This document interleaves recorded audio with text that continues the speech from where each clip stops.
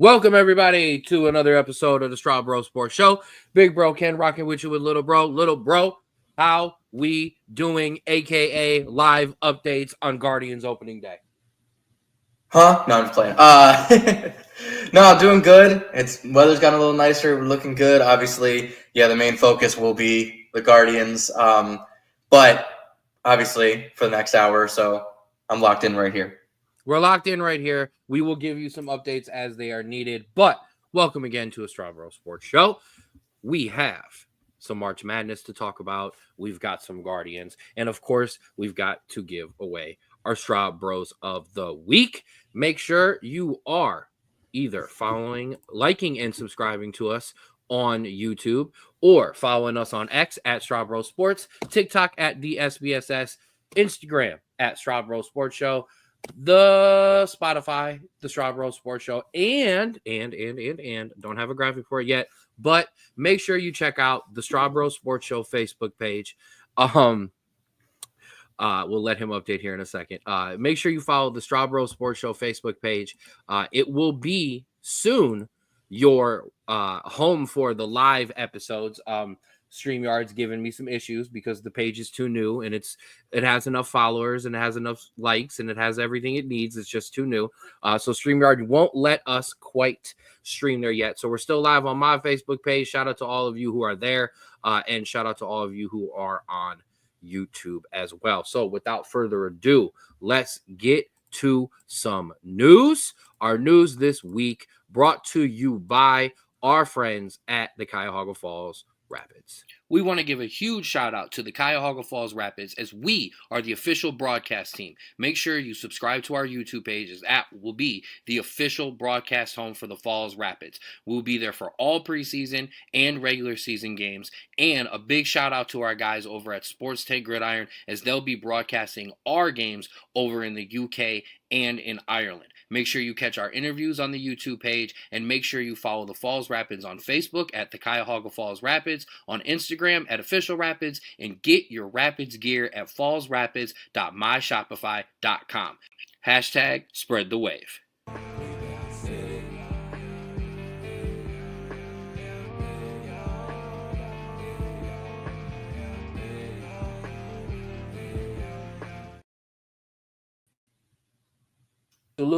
Absolutely. And I want to give a big reminder that Rapids season tickets go on sale April 1st. That ain't no joke. It ain't no April Fool's joke. Single game season tickets go on sale April 1st. Make sure you get those tickets because like Daniel said, we here. Hashtag spread the wave. We just did our walkthrough at Akron University last week. And I'm telling you, y'all, we doing big things. Okay. And I have not used our platform very often to kind of talk any smack, but I just want to say a lot of these semi-pro and these pro development and these pro advancement teams, they talk a lot of smack. They talk a lot of shit. And us here at the Rapids, we ain't been doing a lot of that because we're letting our work speak for itself. But there's big things coming for the Rapids. So make sure you get your single game season tickets available April 1st. And when you can't get to a game, make sure you subscribe to the Straub Bros Sports Show YouTube page as we are your official home for those games on the broadcasting side as well. And he's down to the 40, to the 30, to the 20. Yeah, I'm going to do it 1950 style. All right. Please. Let's get – what? So please do that. Please do that. All right. So before we get into the news, Strabo, give us a quick Guardians update. It is now 3-2, bottom of 5. Jose Ramirez sack fly to bring in Gary Arias. So Ben Lively's still on the mound. The comeback is coming on right now, so we'll keep you updated there. I missed what happened in my furiousness trying to get ready for the show, but what happened with Vibey? There was an illness. Would we catch a little flu bug? Yeah, so apparently on Tuesday when he got into Kansas City, Arizona, he was feeling kind of sick, kind of down, still trying to make it through, and then today was not able to go today. So Lively is your pitcher today. That's okay. And yeah, I'm gonna talk my shit, Daniel, because what we doing is what we doing for the Rapids is it's nowhere else.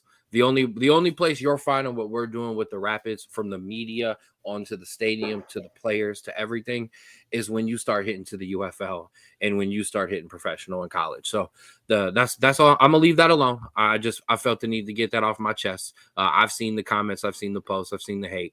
It's all good. We're gonna swallow you up. Swallow. And yeah, Paul Skeens with some opening day heat as well. It is opening day across Major League Baseball. Happy opening day for you. I know the beginning of the show here has been a little screwed up. That's what happens when Straub gives me live updates. He throws me all the way off. But happy opening day to you. 162-0 we go. Except for everybody but Kansas City, because we're trying to whip your ass. But yeah, congratulations. Baseball is ahead of us. Nothing but good times ahead. Now let's get to the news, Strabo. As we said, sponsored by those Rapids. And we're going to switch sides on the baseball, and we're going to go over to the gridiron. Cam Ward worked out for 90 NFL staffers, but most importantly, Titans GM Mike Borgonzi, and told them, quote, that he was just solidifying his place as the number one pick. Number one, I absolutely love the confidence and the cojones on Cam Ward. I've been a fan of him since the Washington State days. No reason for the Titans to mess this up. Right, bro? I Cam mean, Ward listen, is the number one pick. Walk away. One, I agree. And we're obviously going to get so many smoke screens of these. They're going to trade the pick. They're going to pick somebody else. Other teams are interested in the pick. Other teams don't believe they're going to pick him. You're going to get that for every year.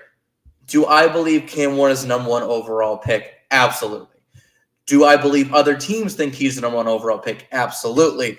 But you aren't going to get an answer probably until about 2 hours before draft time, and that's your actual thing, because there wasn't when the Browns. Unless you talk to Cam Ward, who's going to let you know that he's going number one.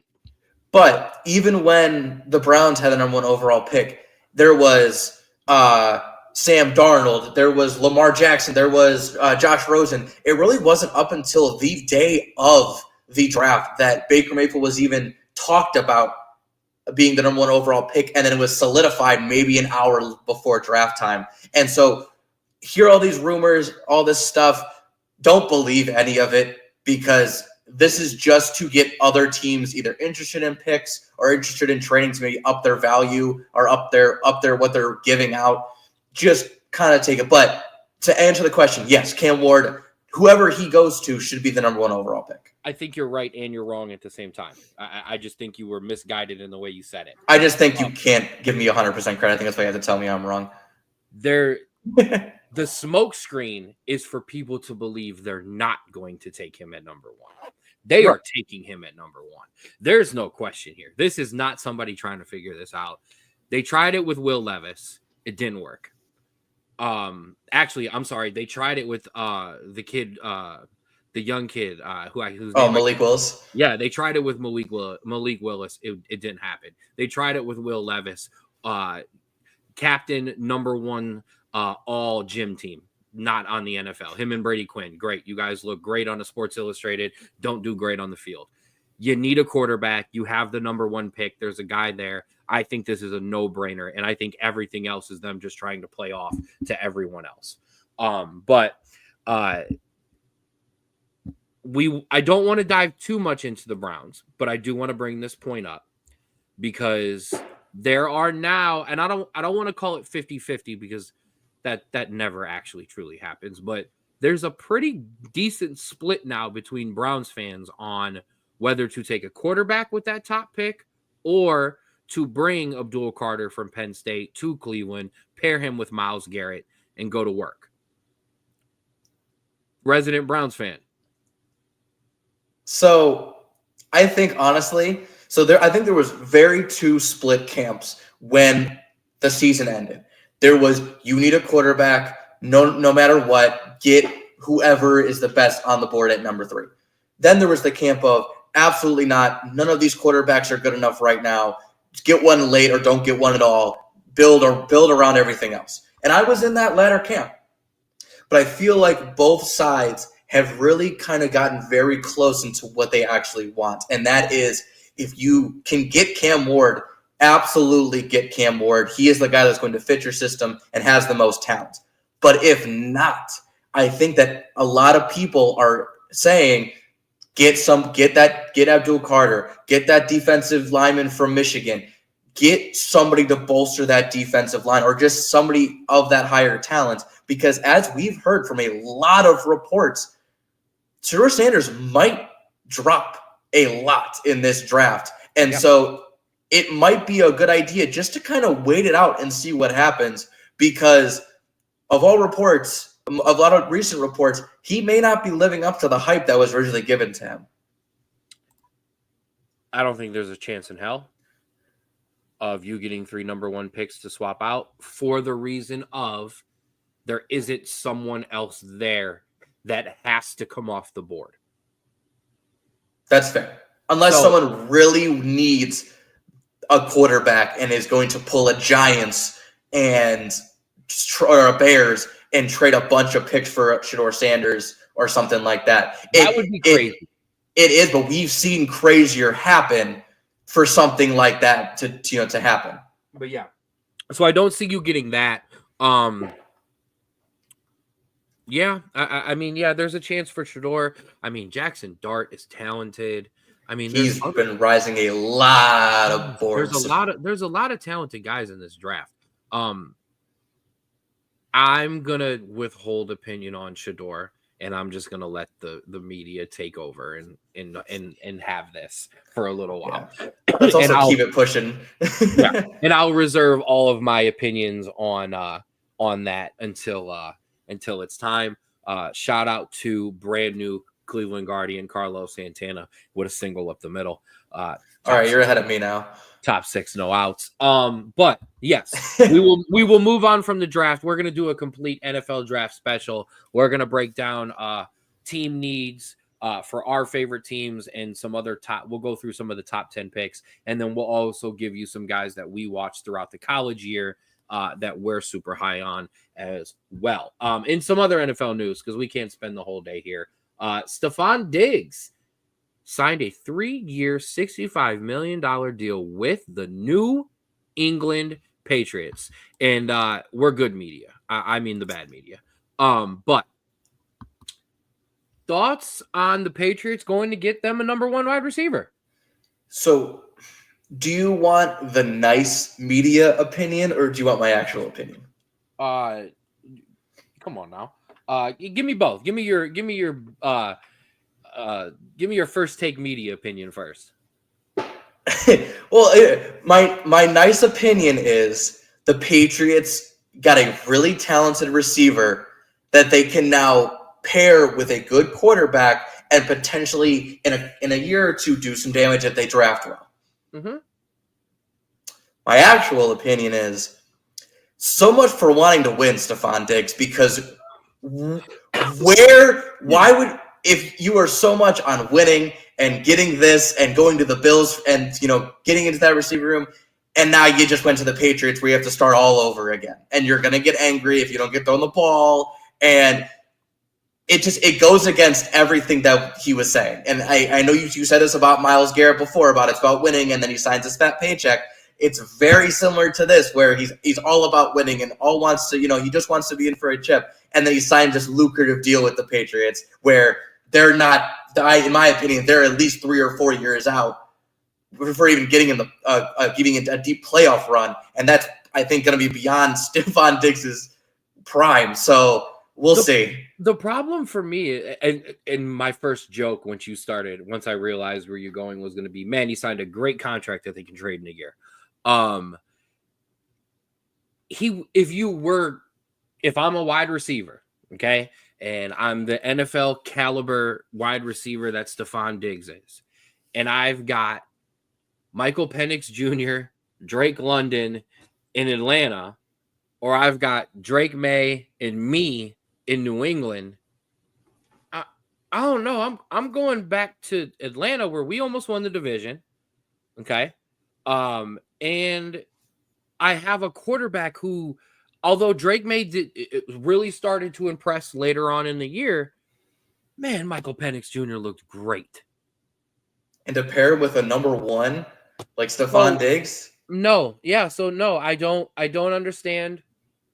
I don't understand. And I think we have a Guardians update. After that Carlos Santana single up the middle, their starter was pulled, and the first pitch of the relief pitching outing is a dead center shot by Manzardo, 2-run home run. Good guys 4, bad guys 3. Let's go. Great to see both Los and Manzardo in the lineup. Yes. I believe Los is DHing today, and no, Carlos is at first because Carlos listening to Hammy, he made a play today also on defense. So of course he did. Of course. Also, just want to say, listening to Hammy on the way home, man is fired up for this season. I have not heard him that into a game and excited over random plays in a couple years. So it's going to be a fun year. Where most of us will be listening to our games. More on that in a second. And let's wrap up the NFL news. Russell Wilson, the one we didn't get to talk about last week, signed with the Giants, giving the New York Football Giants a NFL quarterback room of Russell Wilson, Jameis Winston, and Tommy DeVito.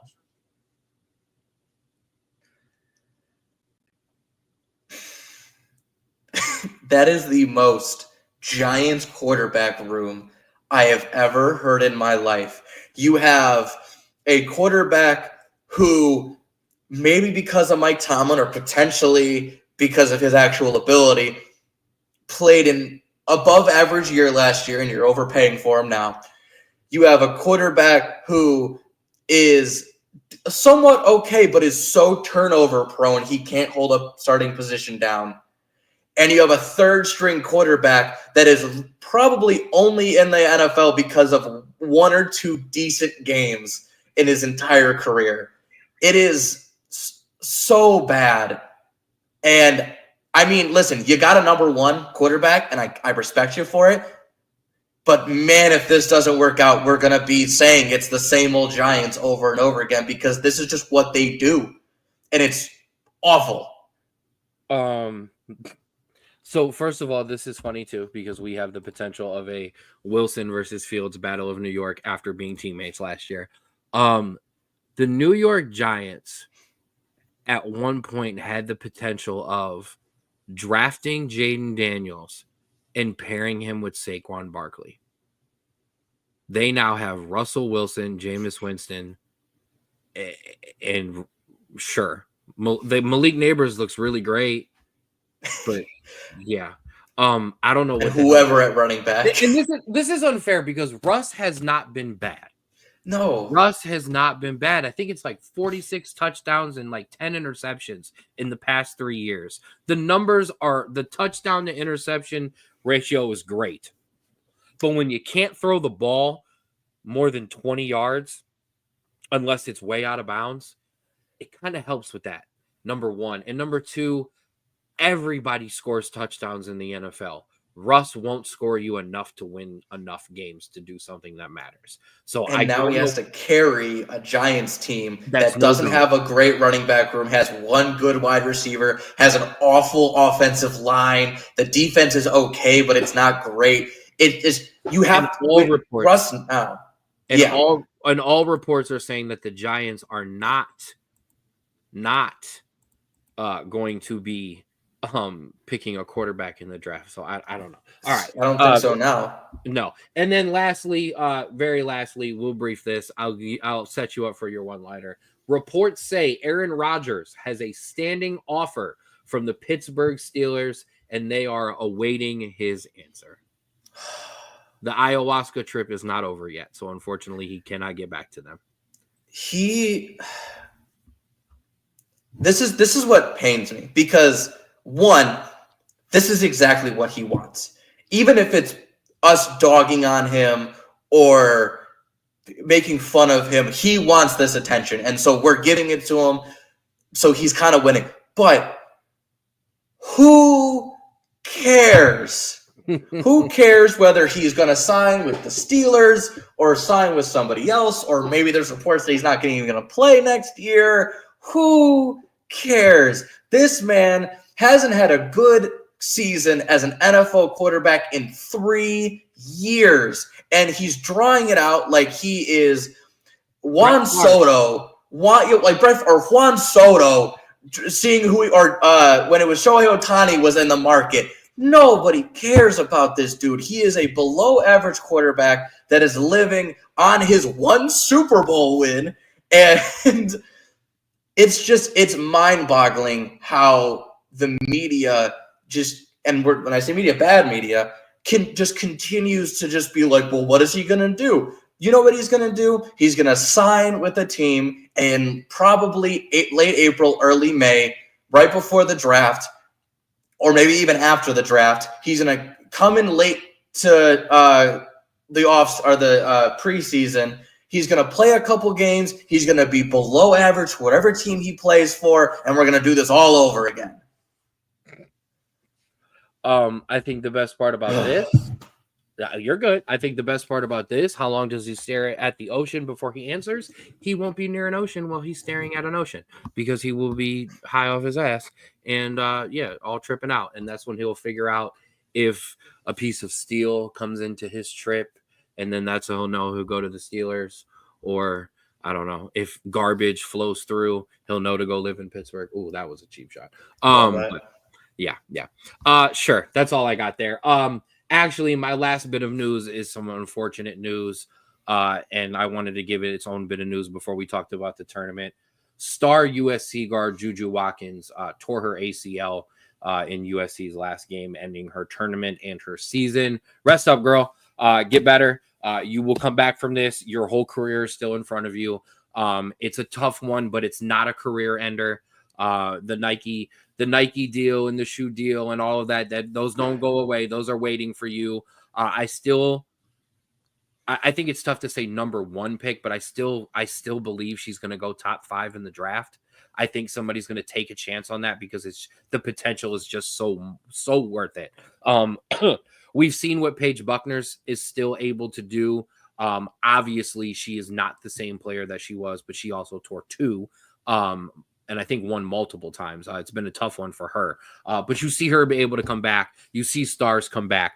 So Juju, please get healthy and come back and ball out. I even maybe want to see her exhaust another year eligibility potentially. I know everyone would say go back and go and get the money, but she's got money.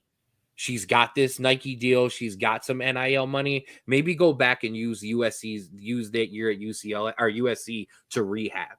And to kind of work yourself back into being healthy. Yeah, and honestly, even if she goes to the draft, I feel like it's more of a Joel Embiid situation where even though you see the injury, that's not going to stop you from drafting them super high because of how good they are, regardless of when they come back and how much rehab. Embiid didn't play for a full year, and now he's a perennial all-star, So, it really didn't matter. And I don't exactly know who has the number 1 pick in the WNBA draft, but I would still take her. And then I don't know where Indiana is, but if somehow she could fall down and we can pair her with Caitlin Clark, let's go. Or pair her with Angel Reese, let's go. I love it. That front court would be disgusting. That would be disgusting. I'm gonna leave that to Drew. I've heard that it's been denied and it's completely false. I'm sure it's probably, like I said, one of those draft rumors to get some movement going. I'm not surprised. Honestly, let's say it is truthful. wouldn't mind it if I'm being completely honest. I know we rag on Dak all the time, but he's still a good quarterback. It's fine.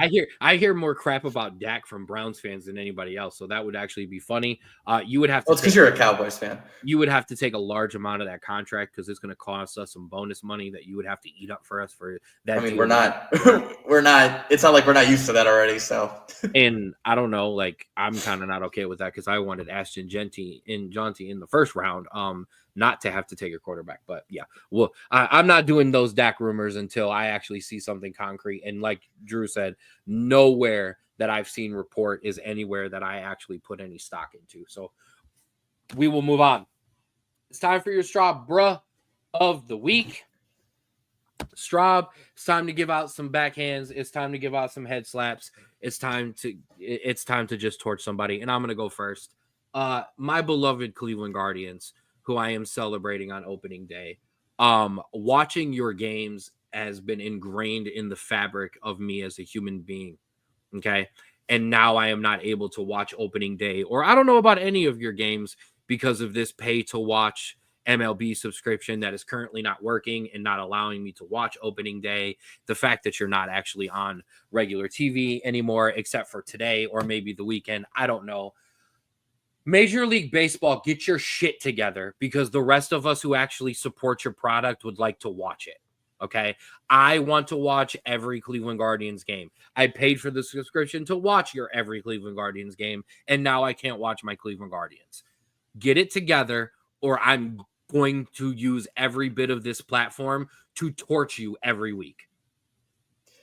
Yeah. I mean, that's obviously it's pretty much MLB because MLB just doesn't know how to run a brand properly. I feel like I could do a better job, but yeah, no, that's rough. Obviously there are alternative websites if anyone else is having problems. So just, look out for that. But yeah, no, it sucks that even though they're giving you a platform to watch it on and we're paying money to use that platform, it's not working. It's beyond frustrating. We had all off season to figure this out and you can't do it. All right. Your turn. My turn. My turn. I'm so mad right now. I can't. You go. I get it. My Straub Bruh of the week is none other than Bill Belichick. Now, why am I talking about the newly appointed North Carolina head football coach, Bill Belichick?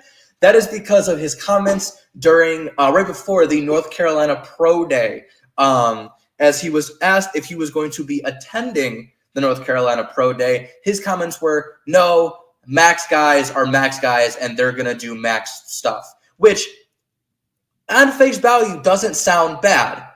You're giving them opportunity to shine. You don't want to take away the limelight from these guys. It makes sense.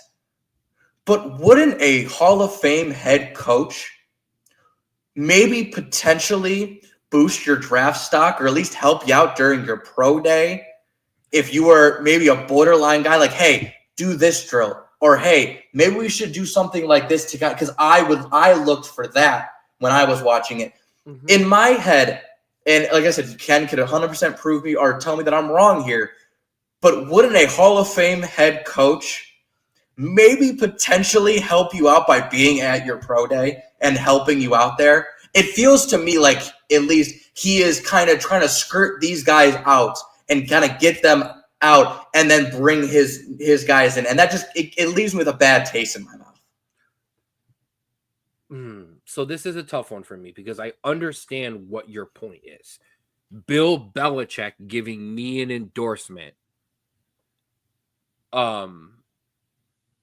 is better than not having an endorsement from him. But something you said in the middle of that, I think is what Belichick is in tune with and is why he didn't go.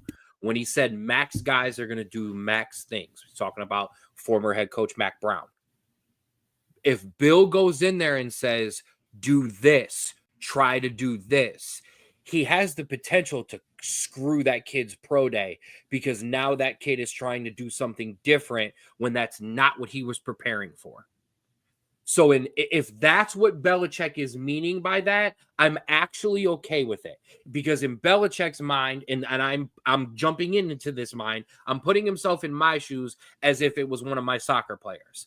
I wouldn't be able to show up and not critique you. and not do this, this, and this. And now Bill Belichick is showing up to this and is critiquing and coaching this guy.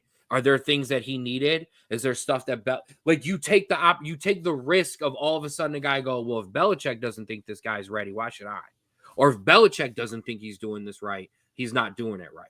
Where in Belichick's mind, he could just be going, or in reality, he could be just saying, no, you're good. Just tinker it a little bit like this. But in a scout's mind, he go, oh God, Belichick said it was wrong. Don't draft this guy. So I think I think it only could be hurtful if he doesn't just show up, wave, and go, these guys are great. And I think in Belichick's mind, he knows he can't do that. However, I think that's fair. An endorsement, maybe even maybe spending a week with those guys, although it's tough because he has no work with these guys. He's got no commitment to them. He's got no tenure. He's got no relationship. So it would be different if it was Mac, because Mac would be like, yeah, I'm on the recruiting trail, but I can't forget my guys. Bill's like, these aren't my guys. You know what I mean? Like these aren't my guys. So if I go in there, I'm going to try to coach them like my guys, and I might be undoing 4 years of coaching. Yeah, and so that makes sense. And if before the pro day, he brings these guys and goes, hey, if I'm there and I'm watching you, this is what I'm looking for. And then he lets them go, that's fine. It's just his comments. Yeah, I would say if he worded it wrong, that's fine. But his comments very much made it seem like he was completely hands off these guys because they weren't his guys. And that rubbed me a little wrong way, but it definitely could be just a misinterpretation of it. I agree with you 100% because it wasn't until your description all the way through did I formulate well, maybe he doesn't want to change their coaching. Mac's guys are going to do Mac things. Sounds shitty. Yeah. You make it sound like these guys can't make it because they're going to go do Mac things. And at the same time, I know Mac Brown, you just retired, but I hope you were working with these guys leading up to like you normally would have. But yeah, that's a tough one. I didn't mean to argue. See, I'm just in a bad mood. I'm arguing with you over your own Straub Bros of the week. No, and that's why I was like, if you see it, it was just the way I read into the comment, and that's all it is. Because Bill is very much I'm going to give it to you straight kind of guy, and that was a very comment where it could go either way, and that's why I was like, I would have rather heard him say, I don't want to be a distraction. Yeah, exactly. I don't want to be a distraction to these guys. Let them play while they've played and they know how to, and I'm going to worry about my guys. And I don't think it would have been as big of a deal, but I kind of agree with you there. All right. Your Straub Bro of the week presented to you by Create Your Own Wave Apparel.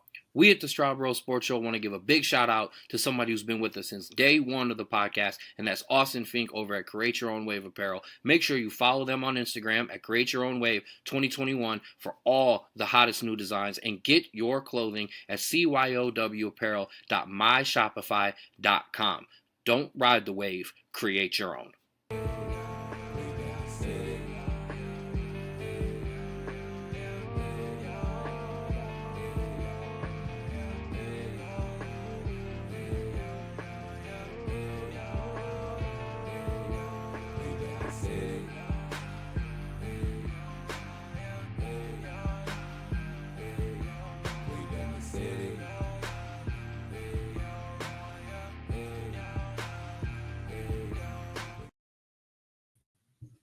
All right.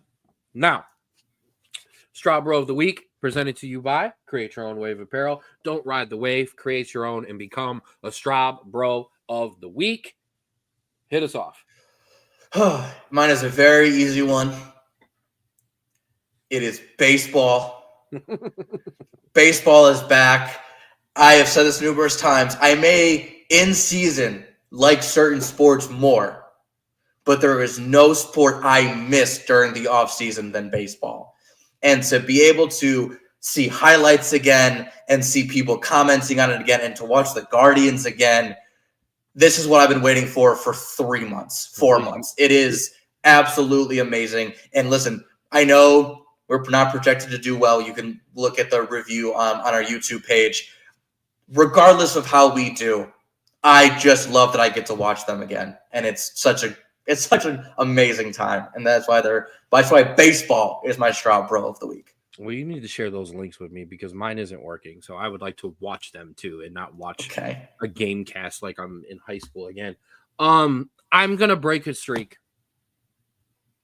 I only have one Straw Bro of the week. Let's go. I mean, I'm kind of sad, but I'm also kind of excited. So I'm gonna follow the rules. The streak is over. I think the streak has started since we started giving these out. But I have had pretty much had more than one. But I only have one, and it is a very important one. And I like to do it. I like to give some shine on this. We're gonna go back to college football, our biggest segment, our biggest sport on the show. Syracuse head football coach Fran Brown. You are my Straw Bro of the week, because you are putting life after football and life off the field in the same importance that you are putting the game itself. He has instituted a rule for his players and staff that once a week they must take a class on financial literacy, and 40% of all NIL earnings will be put into a savings account for every single player. I just got goosebumps reading it again. that's That amazing. is, coach, that is exactly how you lead young men from the field to life and realize that not every one of these guys is going to play in the NFL, because realistically, on a college roster, you maybe have 4, maybe 5. Okay. It's Georgia isn't everywhere. Okay. Not all of these guys are going to play. Majority of them are going to go on to maybe play some semi-pro ball, maybe play on in some pro development, maybe touch an NFL practice roster. Okay. Majority of them are going to go work regular jobs to be able to sit back on this NIL money that they earned their ass off when they were at the height of their physical talents and their production, to be able to take that home and do something better with it and start a life, start a business, pay off student loans, continue your education. That is what it's about. And that is exactly what more college coaches should be doing. Take a page out of Fran Brown's book. You don't send these kids to classes half the time anyways. There's nothing wrong with taking a Wednesday or taking a Tuesday and taking a half hour out of their life and letting them sit in that financial literacy class. And then on top of it, to do to take 40% and put it into a savings account it's smart business. The only other coach that I know that does stuff like that is Coach Prime over in Colorado, who sets up savings accounts, who had the players set up savings accounts for the kids, or for the players who were having kids in kids' names and starting stuff like that. This is how we don't have another 30 for 30 on ESPN called Broke, where we highlight all of these athletes who made all of this money, who never were taught what to do with this money and then blow it. I don't find that stuff entertaining. I don't find it funny. I only find it sad. So this is the kind of stuff we need to be doing in college football. Shout out to Syracuse. Shout out to Coach Brown. That is the best news I've heard all week, because you have heard countless stories of retired athletes, or even athletes that are honestly still in the league, saying, I wish someone would have sat me down and showed me how to do this stuff. And the fact that half of these kids don't come from any sort of money or wealth, and this is the only time they are seeing money above a paycheck to paycheck lifestyle. Dude, it is so easy for these kids to just start spending this money because they've never had access to it before. To be in such a parental type role as a coach and do something like this and say, no, this is going to benefit you in the future, even if you don't like it now. It is something that may not be super popular to some recruits, and it may turn some kids away, but the kids that come and take this, that is going to be... Go ahead. That's going to be... Oh, do your headphones die on your kid? The headphones completely died. That is going to be so much more beneficial to them than going to a bigger college and, letting them spend this kind of money. Here's where it'll help, though. It might turn some kids off, but there was a quote. This comes from Nick Saban, and this comes from South Carolina women's coach. Yes. One of her things was, I recruit the parents. Because if the parents want you here and it's their money, they're going to have some say in this. And Nick Saban would talk about it as well. I want to make sure mom and dad know I'm taking care of you. There are going to be a lot of parents sitting at home. Okay. And here we'll address the elephant in the room. There will be single moms with star athletes sitting in that house going, he's got to take a class on that. And we're going to put money away. The thing I've been telling him since he started in high school and he won't listen to me about, there's going to be parents that are like, no. You're going here. I'll pay for here or I'll sign here because that is where you need to go. And that's key, man. We didn't have NIL when I was in college. I wish they would have. I would have been able to transfer. I would have hit that portal. I would have been out of Notre Dame. I would have been good. My scholarship left over. So it covered the scholarship my freshman year. And I had some left over. I blew through that $500 in one weekend so quickly. Okay. Nothing inappropriate, no crazy stories. All right. No Diddy parties, no nothing crazy. Okay. I wasn't popping bottles, but I blew through that $500 so quickly. If you would have given me an NIL deal back in or now, okay, with what I knew coming from Bedford, who just played soccer to get the hell out of there and get out of college, cars, just stupidity, because I wouldn't have known what to do. This is what we need to do with our athletes. So that's, and also everything I've heard of Fran Brown, amazing person, amazing human, amazing coach. Like, this is a program that maybe at its height isn't going to be as good as these top teams, but kids are going to look back on that and saying, this was the best decision I've ever made with playing with this coach. And that's what really matters at the end of the day. We talked about North Carolina. North Carolina will never be a football school, but dude, they were there. They're ranked. They have a chance. They went out. They could go to a college football playoff. Same thing with Syracuse. Yeah, they're never going to not be a basketball school, but they can still be there. So we'll see. You know what I mean? But yeah, I love it. We were high on Syracuse last year just from their play with Kyle McCord going in there. Now I'm excited to see going forward what he's able to build, because now I know this guy's going to get players in here. Yeah. So keep an eye on Syracuse coming forward. All right, bro. Let's get to the topic of the week, other than baseball. That is the NCAA tournament. More importantly, our March Madness, our Straub Bros Sports Show March Madness tournament. Yes. Straub, talk to me. Well, here, let's look at this first. Okay. Because I think we're looking at this, and I think we got some interesting things that have happened in this tournament so far. Yes, they have. Where would you like to start? Honestly, let's start on the top left, just like we did in the preview.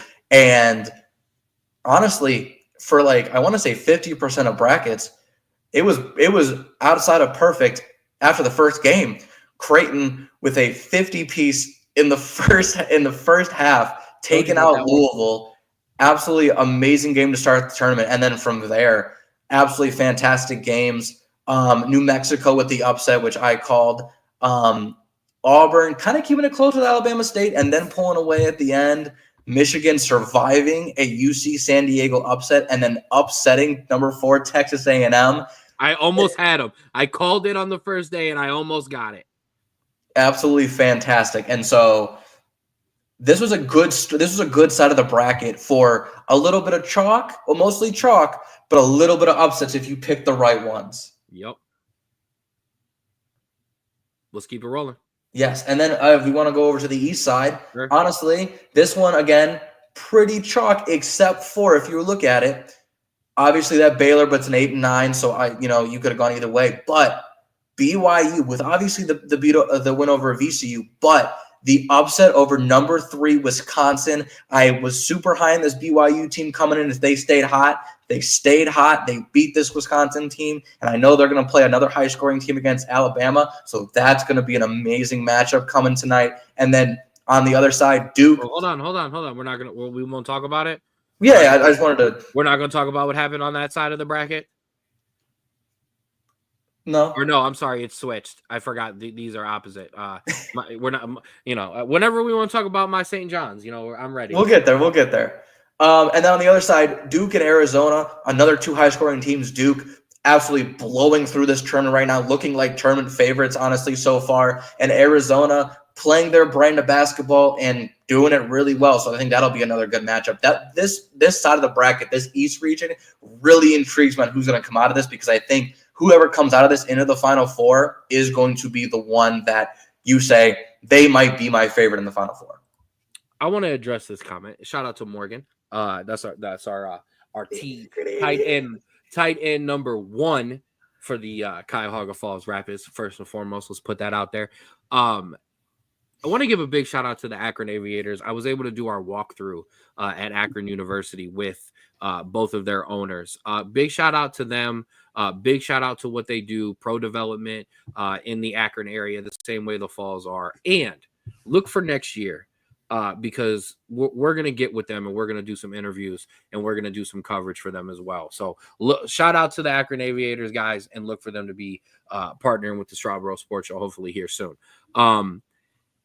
Alabama, sneaky. Be careful of that Alabama team. I'm not sure right now who's going to beat Duke. I don't think Arizona will. Michigan, I think, is the surprise, one of the bigger surprises so far. I don't think anybody's surprised about even BYU to a sense, because BYU was a team people were high on. Duke and Arizona, Auburn as well. I think it's the two teams down on this lower bracket that kind of have surprised a lot of people. I absolutely agree. And so if we want to move over to there, here we go into the Midwest region. This one, hold on, go back for me one time. Because the way you had this set up was a little confusing to me at first. Ole Miss and Michigan State down there. Ole Miss has been impressive. Yes. They really have. And Michigan State is a team that I said from the jump, watch out for Michigan State. This is what they do in the tournament. And there was a lot of people who have just picked against them from the outright get-go, you being one included. And hey, it was close against Bryan at halftime, okay? I got excited, and then they blew him out in the second half, and I was like, exactly. Tom Izzo knows how to win in the tournament, man. And there's another team we're going to get to, and this is what a lot of it comes down to. Yes, coaches can really help you in college football, but, you need talent, especially on your B team and your C team, your second string and third string unit. In college basketball, these coaches win. There's a reason they get some of these deals and these guys are around the way that they are. So shout out to Tom Izzo and Michigan State, but shout out to Ole Miss, man. They've been impressive. Yeah, hey, listen, and we said this SEC just conference was deep going to the tournament. Obviously, there were some letdowns on the A&Ms or someone like that, but there are some really good teams, Auburn, Alabama, Ole Miss, that prove why a lot of these teams were in the tournament, or so many teams were in the tournament from this conference to begin with, because you didn't know how good Vanderbilt was going to be because they beat a bunch of these teams that are blowing teams out in the tournament. Yeah, I agree. All right. Moving on to the bottom side of the bracket. Now, this Midwest region, chaos, absolute chaos. Colorado State upsetting Memphis, Drake upsetting Missouri, Arkansas upsetting Kansas, and then your team, St. John's, gets upset by Arkansas.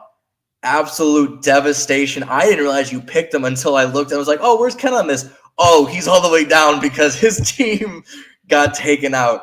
But regardless, an amazing side of the bracket with our only buzzer beater of the tournament, Maryland over Colorado State. That does give you a little bit of glimpse, because you were high on this Maryland team, and they're proving it so far. I told you that team is talented, man, and they play some old school basketball and throw it down into the bigs, and I effing love it. I regretted the St. John's pick 2 days after I locked in my bracket when I discovered that they had done a Kendrick Lamar "They Not Like Us" dance video with their cheerleading team for the Big East tournament, and if I would have seen that earlier, I would have never picked them to win. So karma rightfully came back and bit them. I'm high in this Maryland team. I actually wish I would have picked them to go further. Florida team though. Yeah, I was high on Maryland. I will absolutely eat this. I don't know where your boy Sean is. This Florida team is impressive. I'm sorry. I thought you were going to choke and slip up, and right now you look probably as dangerous as any team in the entire country. Yeah. And yes, yeah, man, yeah, we'll talk. Yeah, I went Patino over Calipari. Listen, I don't know. I got sucked in. Okay, I thought the So did freaking all of us, man. It's I fine. thought the vampire was gonna bring St. John's back, man. All right. Rick Pitino is 174 years old. He's never gonna die. He's gonna coach basketball forever. He'll coach our sons. I just I don't know. Okay. I thought something strange would happen. Leave me alone. All right. And finally, in the West, you had some upsets. You had an upset that I called, which I was just, but Oh, hold on. Before you switch, shout out to Kentucky.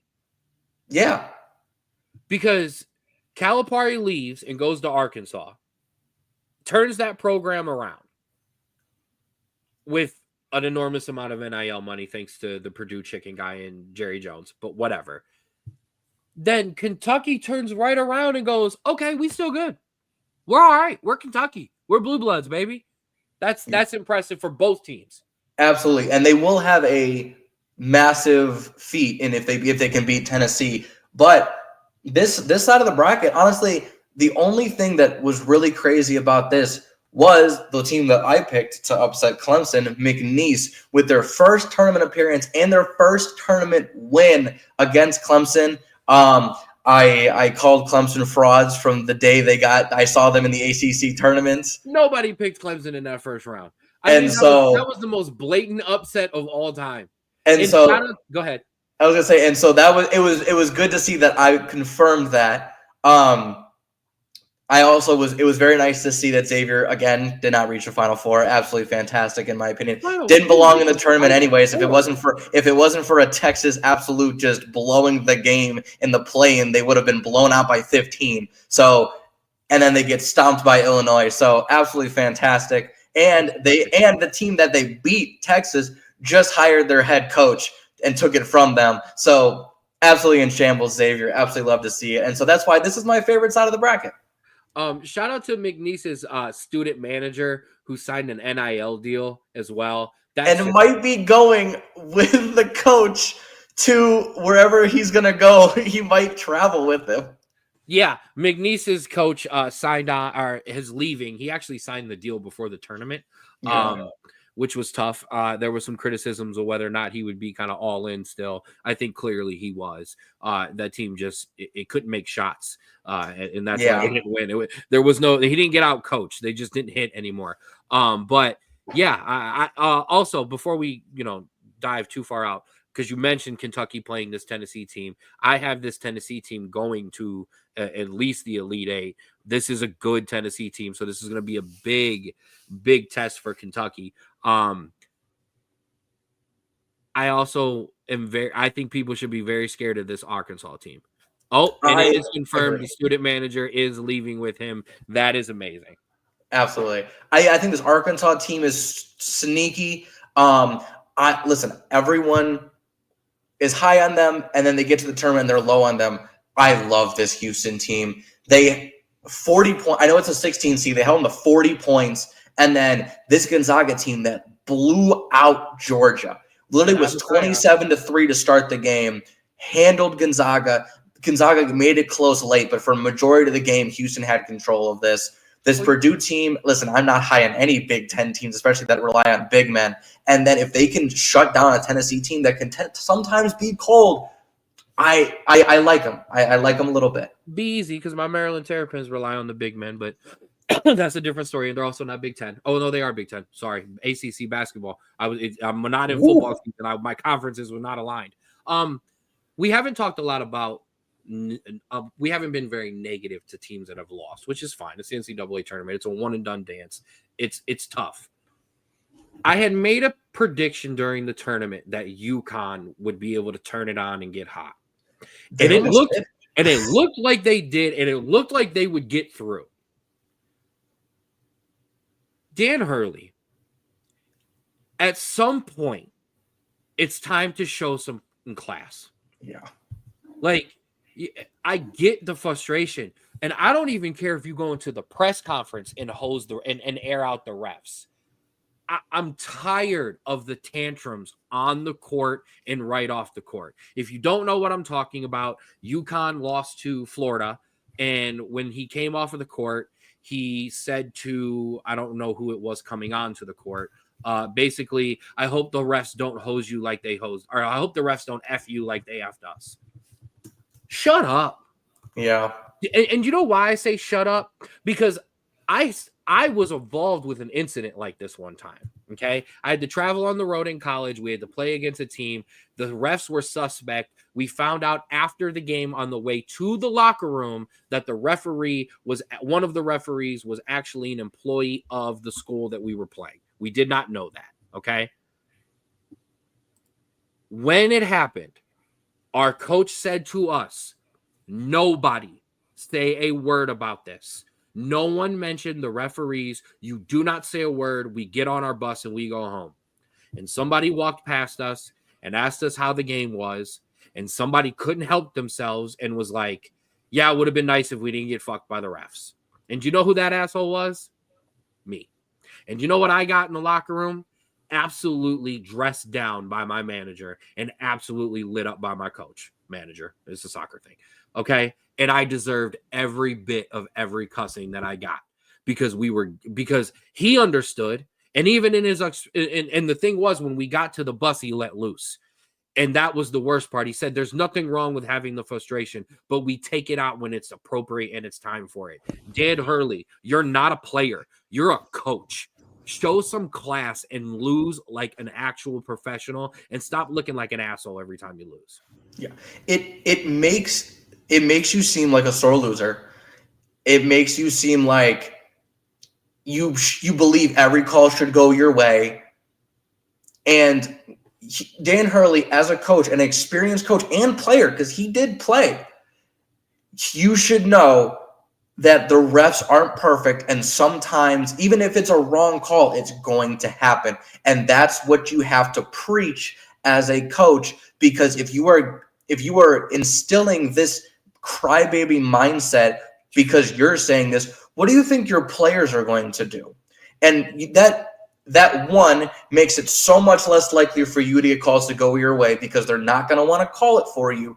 And two, you are making your team lose so much focus because they're worried about what the refs are going to do and not about what your team can control. And that's what every good coaches preach. Control what you can control. And it seems like he just doesn't spread that. Maybe he spreads it to his team, but by his actions, he's not leading by example. And if no matter how many times he says it, if he's not doing it, they're not going to listen. This is also a coach that has won back-to-back national championships. Right. What I fear, do you not know how to coach on top? Yeah. It is very easy to motivate when you ain't won yet. Everybody's hungry. UConn was hungry as hell to get back to where they belong in college basketball. So it was very easy for Dan Hurley to step up at that first press conference and go, oh yeah, you're not going to beat us. We'll be back. Check my resume. I got you. And then he won the first one. We'll be back. Got it. Won the second one. We here. Now that you're here, the coaching got a little tougher. And as the coaching got tougher and the motivation wasn't as easy, you started losing your bleeping mind. Now, if that means now that you've lost, you regain that motivation and you can look back and go, y'all didn't earn anything. Yeah, we won back to back, but you guys didn't do anything. Now we have that hunger again. Now we can go back. Or have you burned out that quickly?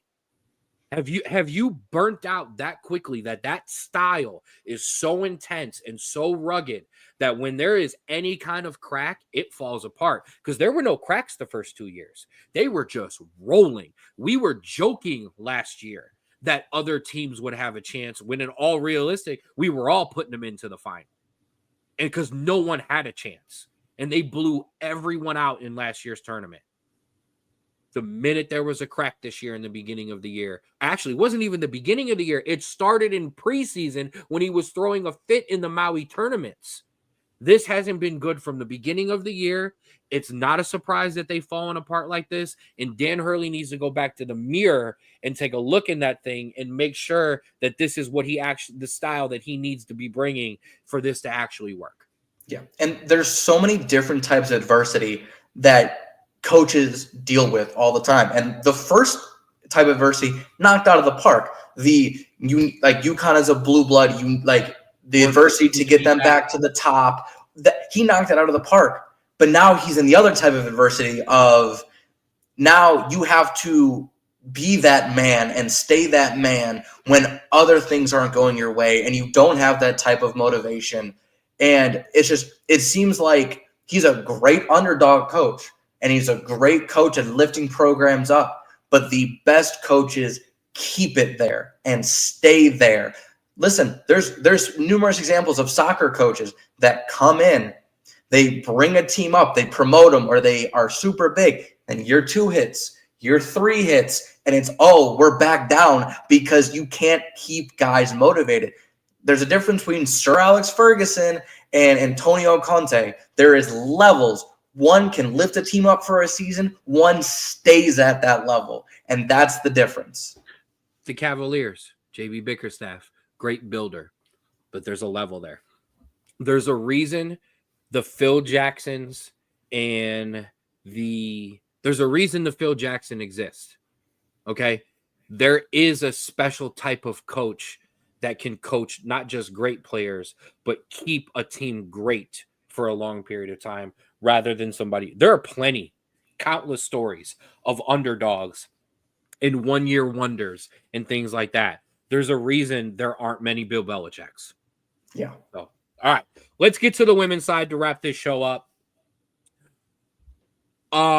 Man, so I stand by what I said at the beginning of this tournament and weeks before it, that there were multiple teams that could win this NCAA women's tournament, that we had 7 to 8 really, really good teams. The problem is you need 64 to play this tournament. And some of these scores have been downright disrespectful. Yeah. I will say, I wasn't super high. I liked them, but I wasn't super high on them to win it. But LSU, listen, I get San Diego State 103 to 48. It's a crazy first score, but that happens. Like UCLA did it, South Carolina did it, but they did it in the second round too, winning by 30 against Florida State, which is not a bad program whatsoever. No. That LSU team is scary. But the unfortunate part is, so is that NC State team, beating Vermont by 20 and then beating Michigan State by almost 40.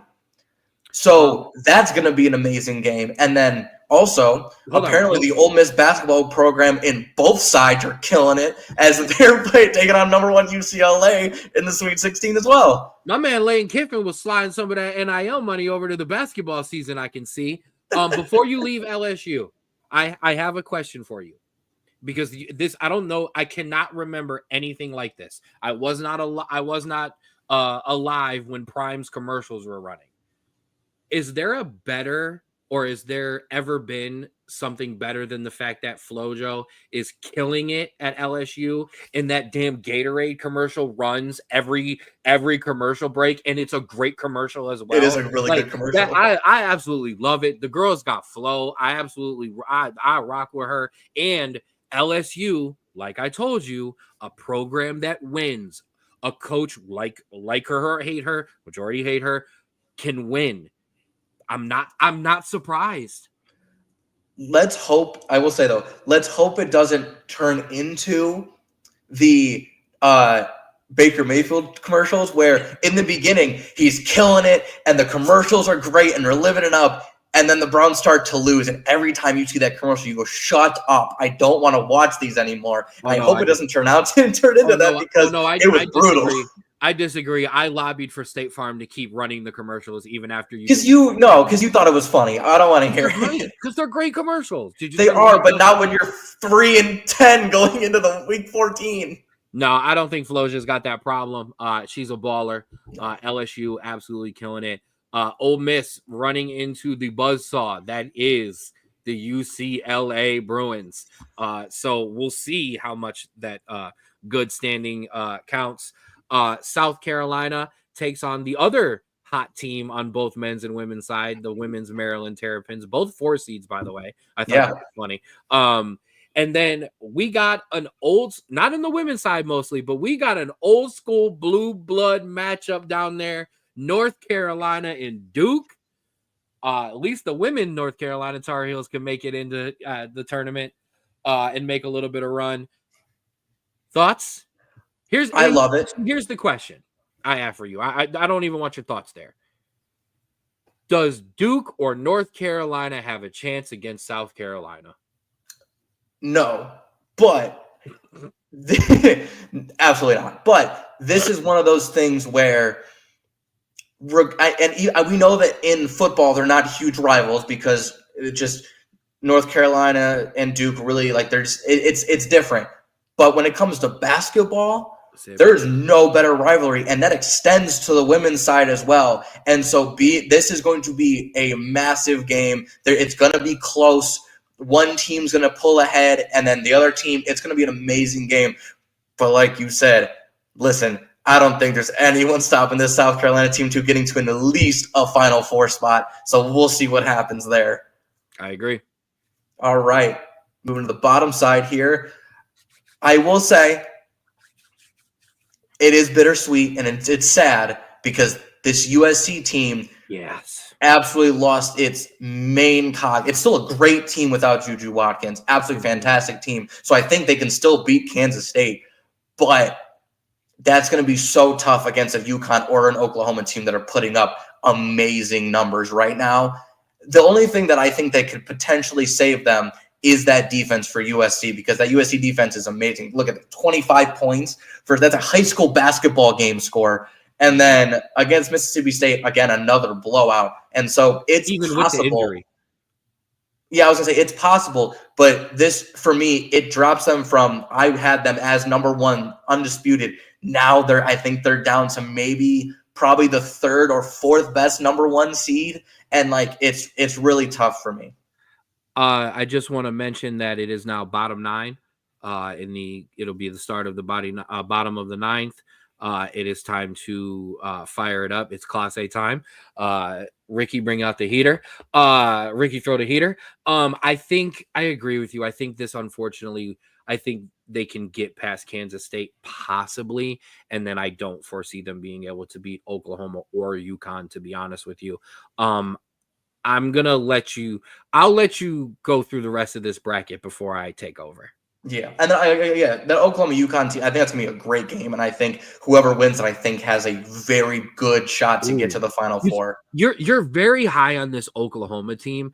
I really don't see UConn. I don't see UConn being stopped until. I don't think they're being stopped, but I think there's going to be a closer game than a lot of people think, because they think UConn women's, they think all this. This Oklahoma team has absolutely been on fire at the end of the season. Well, and just for the record, when we think UConn, we think of every year minus the last 3.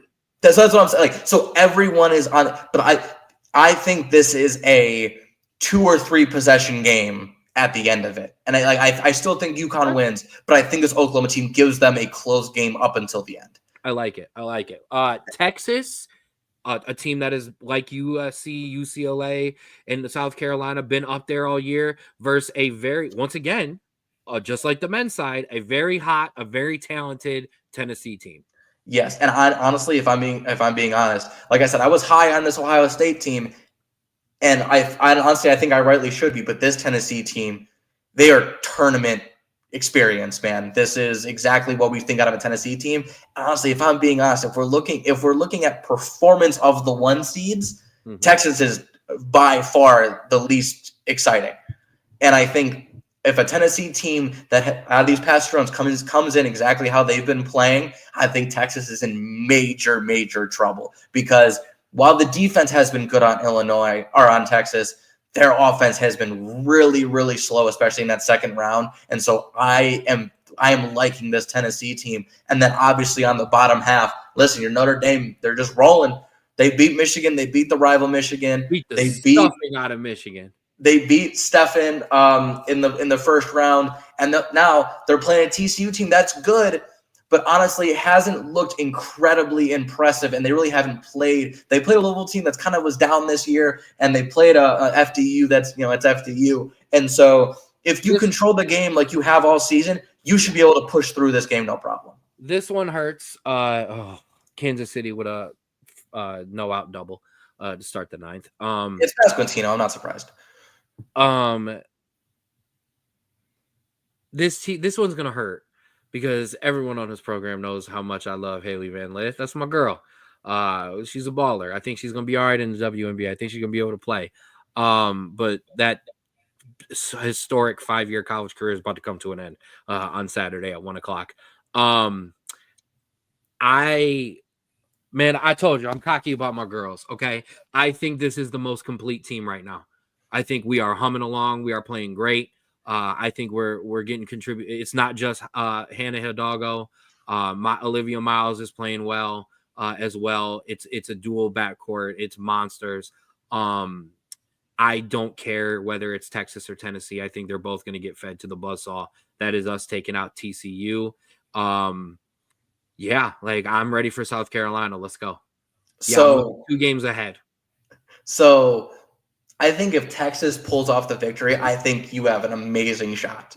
I think if Tennessee again does this, I think you're not in trouble, but you might want to look at that team a little closer because I think that Tennessee team is getting hot at the perfect time because they know what time it is. And I know you're going to play like a champion, yada, yada.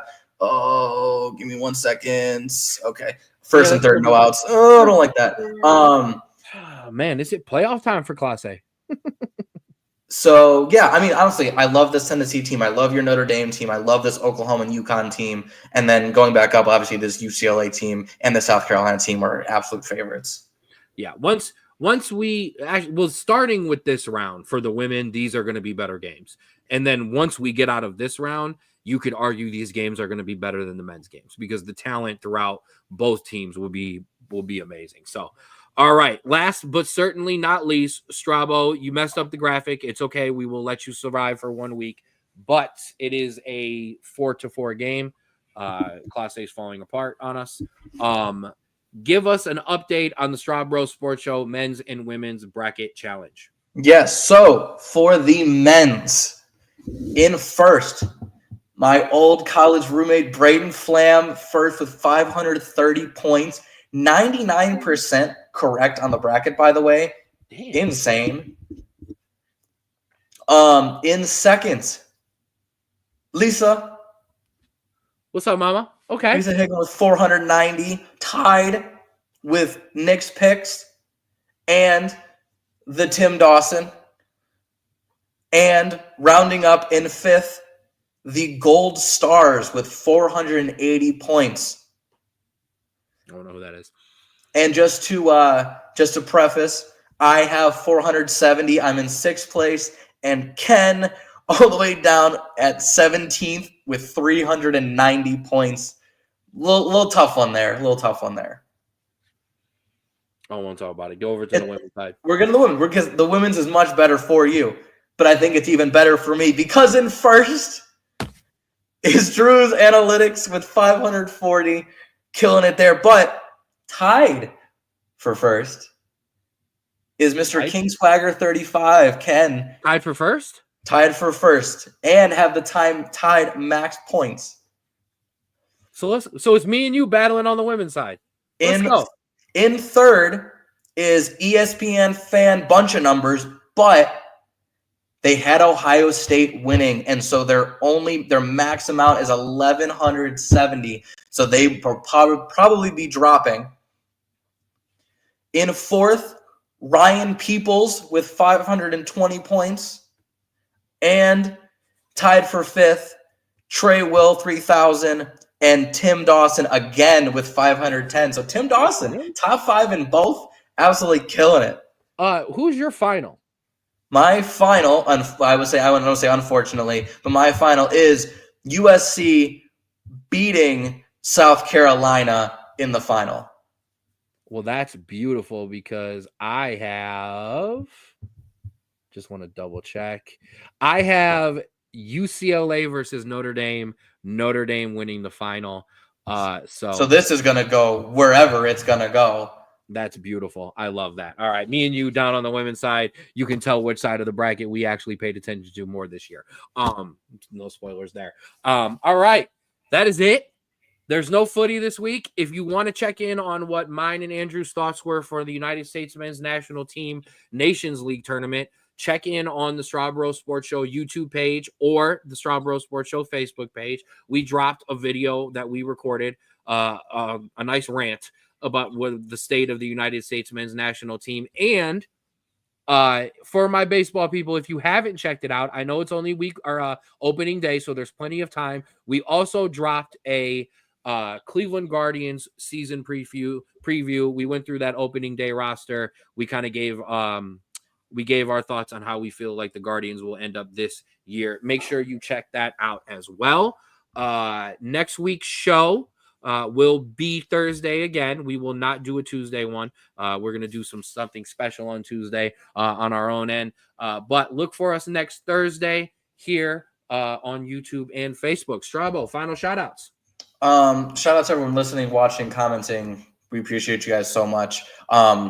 Negative shout out to Emmanuel Clase, who continues to blow saves. 2 outs, 2 men on. So yeah, does not look great for the Guardians here. As we wrap it out, hopefully he'll hold it and we can come back and win this thing in extra innings. Before I do go anywhere, I want to give a big shout out. Make sure you follow us everywhere. You can follow us on X, Straub Bros Sports, Twitter, or TikTok at the SBSS, Instagram at Straub Bros Sports Show, Spotify, the Straub Bros Sports Show. There's the QR that takes you to the YouTube page, the one-stop shop for everything Straub Bros Sports Show, and the Facebook page as well. While you're on Facebook, make sure you follow our friends and our team, the Falls Rapids, on Facebook, the Cuyahoga Falls Rapids on Instagram, Official Rapids, and get your Rapids gear at fallsrapids.myshopify.com. There is your preseason and regular season schedule, as we are the official broadcast team for the Falls Rapids. We'll be doing our official broadcast walkthrough on Tuesday. Excited for that. Make sure you also, while you're on Facebook, following all of us, follow our guys over at Sports Tank Gridiron, as they will be taking our broadcast and shipping it on overseas to the UK and Ireland to their followers as well. Big shout out to them. Big shout out to Ollie the Otter, our official mascot. Check out our interviews all over YouTube. I will be dropping one tomorrow. Rocky Moss, my guy, will be dropping tomorrow. That's a nice 13-minute interview, and it is entertaining as hell. Make sure you check that out when it drops tomorrow. Big shout out to Austin. Make sure you follow them. Create Your Own Wave 2021 on Instagram, and get your apparel at cyow.myshopify.com. He did get out of the ninth. It is 4-4. And I got a new Schmoopy's graphic. Schmoopy Sweets and Treats. Who cares about baseball? Schmoopy Sweets and Treats. Make sure you follow them on Facebook. Shout out to Paula. Make sure you get with her for all your baked goods. There's your Easter menu. There is your Easter cheesecake. I don't know what to tell you, man. Come on. How do you not want that? How do you not want one of those? Get your Easter cupcakes. Get your chocolate-covered treats. Get your mini cakes. Get your cookies. Get it all. Okay? Buy that cake. Buy that beautiful carrot cake. It looks amazing. All of those Easter orders can be put in through the... Oh, pause. I want to make sure I give the correct date, because I don't want to do Paula dirty and have you guys ordering when you're not supposed to be. April 13th, Easter menu. Cheesecakes are good up until April 13th. Yes, that's a cheesecake on the right, bro. Come on, man. Come on, man. So get those in. And if you don't want the Easter menu, the regular menu is always available. All those things, Easter and this one, available in dairy-free and gluten-free options. Get your breads, your bagels, your croissants, your cheesecake, your donuts, your muffins, the danishes, and the cannolis, baby. Schmoopy Sweets and Treats on Facebook. Shout out to all of our friends and our sponsors of the show. We appreciate you, bro. I appreciate you as well. Ladies and gentlemen, that'll do it for the Straub Bros Sports Show. Let's go, Guards. Throw it on the radio since I can't watch it on the TV, and let's see if the Guards can pull this one back. We will talk to you next week. For little bro, I am big bro. That'll do it for us. And please remember to love yours.